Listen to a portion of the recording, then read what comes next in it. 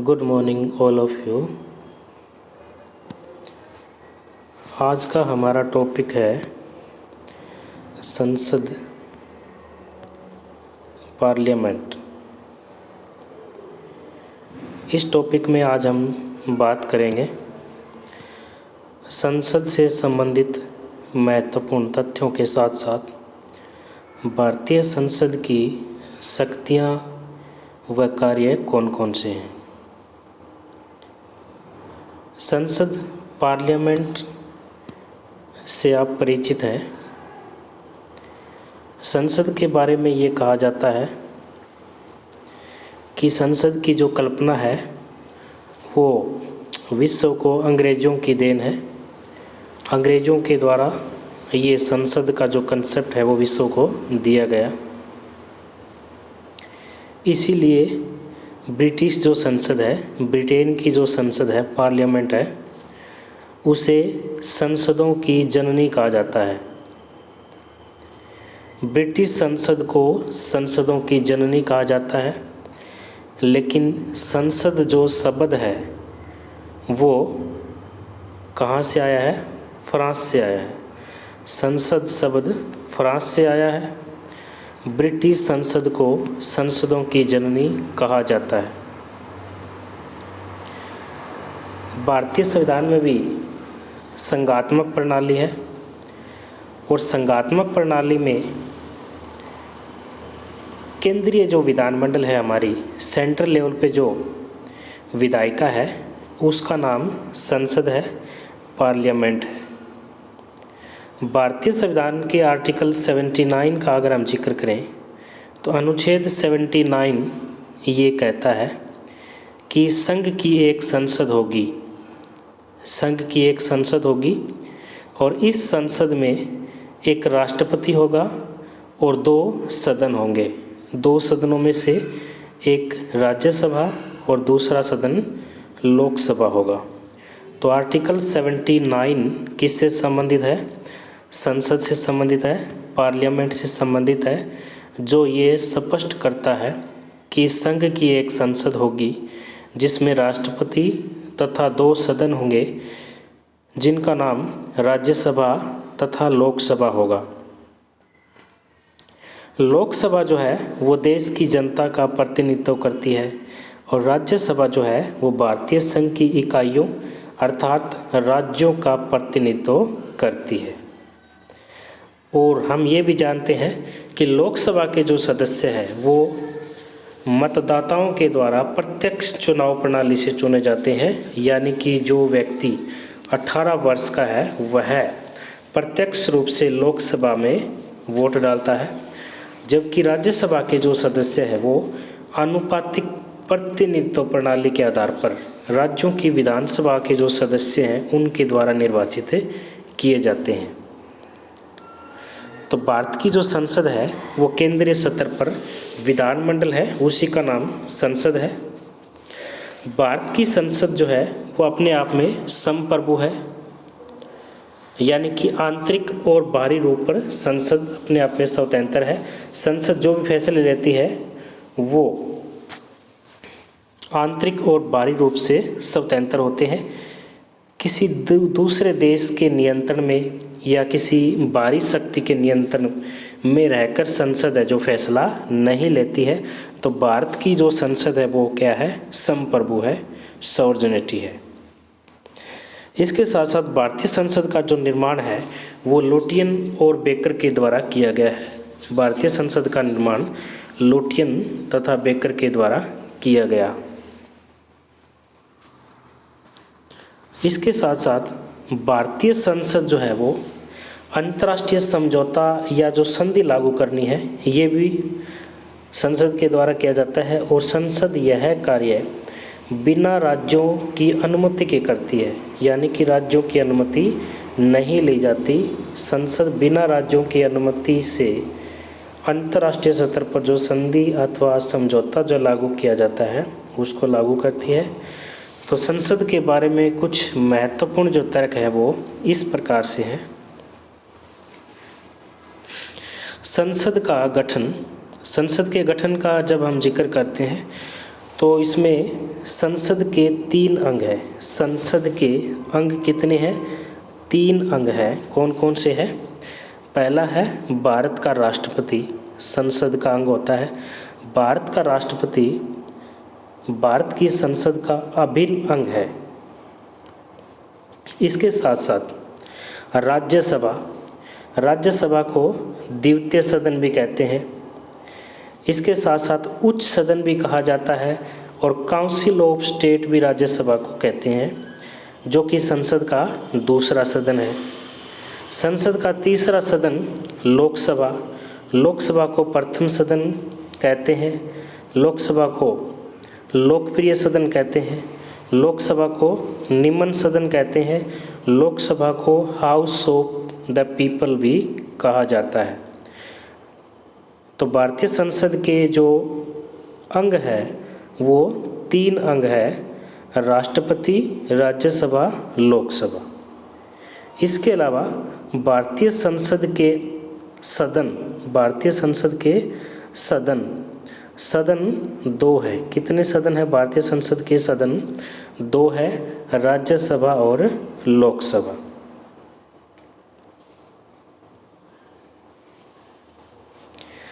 राष्ट्रपति जो है वो संसद का एक अभिन्न अंग है और राष्ट्रपति संसद के अभिन्न अंग के रूप में कौन कौन से काम करता है?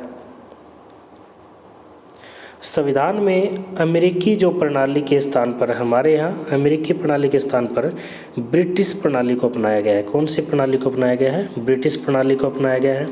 और ब्रिटिश संसद को संसदों की जननी भी कहा जाता है। ब्रिटिश जो संसद है उसमें हाउस ऑफ लॉर्ड उच्च सदन, हाउस ऑफ कॉमन्स निम्न सदन है और क्राउन राजा या रानी से मिलकर ब्रिटिश संसद बनती है। उसी प्रकार से भारत की जो संसद है वो राज्यसभा, लोकसभा और राष्ट्रपति से मिलकर बनती है और राष्ट्रपति संसद का अभिन्न अंग होता है। और अभिन्न अंग होने के साथ साथ राष्ट्रपति कौन कौन से कार्य करता है? दोनों सदनों से पारित कोई भी विधेयक जो है वो बिना राष्ट्रपति की सहमति के कानून नहीं बन सकता। यानी कि कोई भी विधेयक जब दोनों सदनों से यानी राज्यसभा, लोकसभा से पारित होता है उसके बाद राष्ट्रपति की सहमति के बाद ही कानून बनता है। और साथ ही दोनों सदनों के जो सत्र हैं उनको आहूत करना, बुलाना, सत्रावसान करना, समाप्त करना और समय समय पर दोनों सदनों को संबोधित करना, यह कार्य भी राष्ट्रपति के द्वारा किया जाता है। और साथ ही आर्टिकल 123 के तहत राष्ट्रपति अध्यादेश भी जारी करता है। तो राष्ट्रपति संसद के अभिन्न अंग के रूप में अनेक कार्य करता है। अब हम बात करते हैं भारतीय संसद की शक्तियां तथा अधिकार कौन कौन से हैं। भारतीय संसद की अनेक शक्तियां हैं, अनेक अधिकार हैं। कौन कौन सी शक्तियां हैं, कौन कौन से अधिकार हैं, उनको हम एक एक करके डिटेल में देखेंगे। तो सबसे पहले हम बात करते हैं वैधानिक कार्यों की। भारतीय संसद एक प्रकार से हमारी जो संघीय सरकार का विधायी अंग है और विधायी अंग है, इसीलिए भारतीय संसद का पहला व महत्वपूर्ण कार्य है कि ये वैधानिक कार्य करता है। लेजिस्लेटिव फंक्शन संसद के द्वारा किए जाते हैं। संसद का जो पहला और महत्वपूर्ण जो कार्य है वो कानून का निर्माण करना है। भारत में संघात्मक सरकार है, इसीलिए संसद को संघ सूची, संवर्ती सूची के जो विषय हैं उन पर कानून बनाने का अधिकार दिया गया है और राज्य सूची के जो विषय हैं उन पर कानून बनाने का अधिकार राज्य विधानमंडल को दिया गया है। लेकिन जब राज्य सूची के जो विषय हैं वो उन पर कानून संसद तभी बनाएगी जब आपातकाल लागू हो या साधारण स्थिति में आर्टिकल 249 यानी कि राज्यसभा अपने 2/3 बहुमत से किसी राज्य सूची के विषय के पक्ष में ये प्रस्ताव पारित कर दे कि ये राष्ट्रीय महत्व के लिए बहुत ही जरूरी है, तो उस समय राज्य सूची के विषय पर कानून संसद बनाएगी।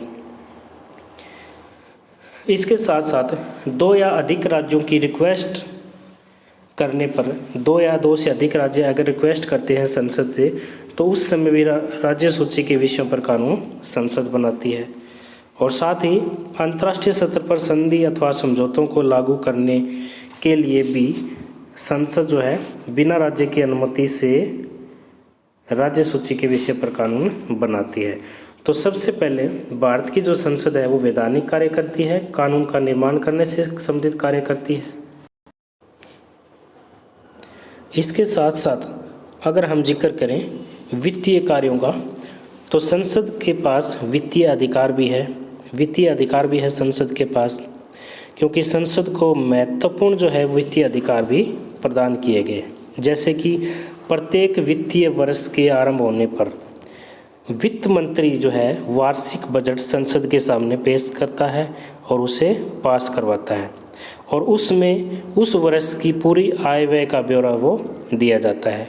तो इस प्रकार से संसद के पास वित्तीय अधिकार भी है, फाइनेंशियल पावर भी है। इसके साथ साथ अगर हम जिक्र करें कि कार्यपालिका पर भी पूरा नियंत्रण होता है संसद का कार्यपालिका पर भी पूरा नियंत्रण होता है, क्योंकि भारत में संसदीय सरकार की स्थापना की गई है और संसद कार्यपालिका पर नियंत्रण भी रखती है। तो इस प्रकार से मंत्रिमंडल देश की जो आंतरिक और विदेशी नीति का जो निर्माण करता है उसे संसद के सामने उसकी स्वीकृति के लिए पेश किया जाता है। इसके साथ साथ मंत्रिमंडल के जो सदस्य हैं वो देश की नीति को ठीक प्रकार से लागू करने तथा प्रशासन को चलाने के लिए सामूहिक रूप से संसद के प्रति उत्तरदायी है। तो कार्यपालिका पर भी पूरा नियंत्रण संसद का देखा जाता है। और इसके साथ साथ ये भी कहा जा सकता है कि संविधान में संशोधन संबंधी अधिकार भी संसद के पास है। भारतीय संविधान में संशोधन अगर हमें करना है, आर्टिकल 368 में संशोधन की प्रक्रिया का जिक्र किया गया है, तो उसमें संशोधन संसद के द्वारा किया जाता है। और संशोधन जो है उसमें संसद के साधारण बहुमत के द्वारा, संसद के 2/3 बहुमत के द्वारा, संसद के 2/3 बहुमत और आधे राज्यों के विधानमंडल के द्वारा संशोधन कर सकती है। तो संविधान में संशोधन करने से संबंधित शक्ति भी क्या है, संसद के पास निहित है। और इसके साथ साथ अगर हम जिक्र करें तो निर्वाचन संबंधी जो कार्य हैं, निर्वाचन संबंधी कार्य भी संसद के द्वारा समय समय पर किए जाते हैं। निर्वाचन संबंधी कार्यों में संसद के जो सदस्य हैं वो राष्ट्रपति का चुनाव करते हैं। राष्ट्रपति के साथ साथ उपराष्ट्रपति का चुनाव भी संसद के सदस्यों के द्वारा किया जाता है। संसद के सदस्य राष्ट्रपति के चुनाव में राज्यसभा, लोकसभा तथा राज्य विधानमंडल के जो निर्वाचित सदस्य हैं वो भाग लेते हैं, लेकिन उपराष्ट्रपति के चुनाव में सभी सदस्य भाग लेते हैं। तो निर्वाचन संबंधी जो कार्य हैं वो भी संसद के द्वारा किए जाते हैं। और इसके साथ साथ ये भी कहा जाता है कि संसद जो है वो न्याय संबंधी कार्य भी करती है। संसद को अनेक न्याय संबंधी शक्तियाँ भी प्राप्त है, जैसे कि राष्ट्रपति और जो उपराष्ट्रपति है उनको हटाना है। तो राष्ट्रपति को हटाने का जो तरीका है वो महाभियोग है, इम्पीचमेंट है, महाभियोग के द्वारा हटाया जाता है। तो महाभियोग के द्वारा जो हटाया जाता है, या राष्ट्रपति के साथ साथ जो उपराष्ट्रपति को हटाने की जो विधि है उसमें भी संसद की महत्वपूर्ण भूमिका रहती है। तो वहाँ भी न्याय संबंधी कार्य एक प्रकार से क्या है, संसद करती है। राष्ट्रपति को हटाना है, उपराष्ट्रपति को हटाना है, सर्वोच्च न्यायालय तथा उच्च न्यायालय के जो न्यायाधीश हैं उनको उनके पद से हटाया जा रहा है। चुनाव जो आयुक्त है या नियंत्रक के महालेखा परीक्षक को पद से हटाना है। तो इनसे संबंधित कार्य भी क्या है, संसद के द्वारा किए जाते हैं। तो न्याय संबंधी कार्य भी संसद करती है। और इसके साथ साथ ये भी कहा जाता है कि राष्ट्रीय नीतियों का जो निर्धारण करना है, राष्ट्रीय नीतियों का निर्धारण करना भी संसद का मुख्य कार्य है। यद्यपि राष्ट्रीय नीति का निर्माण करना मंत्रिमंडल का कार्य है, लेकिन संसद की स्वीकृति के बिना कोई भी नीति लागू नहीं की जा सकती। और संसद सरकार द्वारा बनाई गई नीति में संशोधन भी कर सकती है। तो राष्ट्रीय नीतियों का जो निर्धारण है एक प्रकार से यह भी संसद के द्वारा किया जाता है। और इसके साथ साथ कुछ अनेक अन्य कार्य जो हैं वो भी संसद के द्वारा किए जाते हैं। जैसे कि हम देख सकते हैं कि संसद जो है वो नए राज्य की स्थापना कर सकती है।